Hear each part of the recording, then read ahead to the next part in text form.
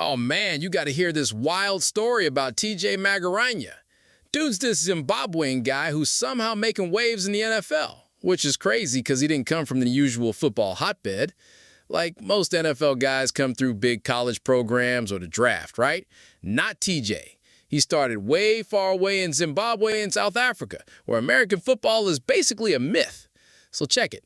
TJ was a huge Baltimore Ravens fan as a kid, all about Ray Lewis, but football wasn't really a thing where he grew up. No clear way to get into the NFL, so he actually tried to go pro in basketball first. Yep, he was all about hoops, even joined junior NBA stuff. But then, at 17, those dreams just kind of died. Total bummer. Then he switched gears and jumped from rugby, which BWI is huge in South Africa, like NFL level big, over to American football. He says rugby and football have this brotherhood vibe, but NFL players get way more hype and swagger. Like in rugby, you got to be a gentleman, but in the NFL, you can totally celebrate big plays and have fun with it. TJ's still figuring out his first sack celebration. No clue yet, but he's hyped to figure it out live. Physically, no sweat. The dude's athletic, so he handled that switch okay. The real struggle was the brain stuff, learning the insane details of a sport he barely played, going up against guys who've been at it since they were kids. He did this crazy 10-week NFL IPP program at IMG Academy in Florida, with brutal double practices in the heat, far from home. Talk about lonely and tough. But get this, TJ is super inspired by Jordan Mailata, the Aussie rugby-turned-NFL star who went from IPP nobody to Super Bowl champ.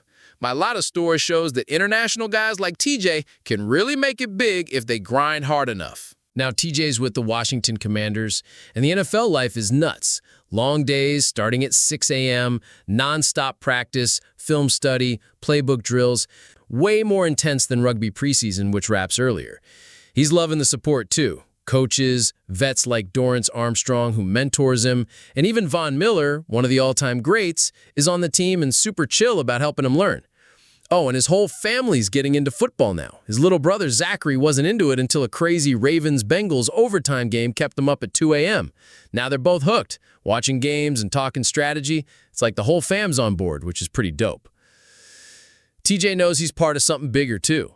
Football's blowing up in Africa, and he's stoked to be an ambassador for the sport back home.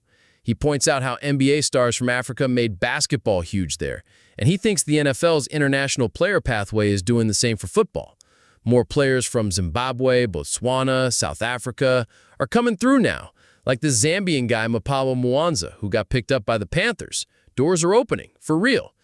But TJ is not just dreaming about making it once. He wants to stick around, be a legit NFL player, not just a practice squad dude. His goal? Just to play.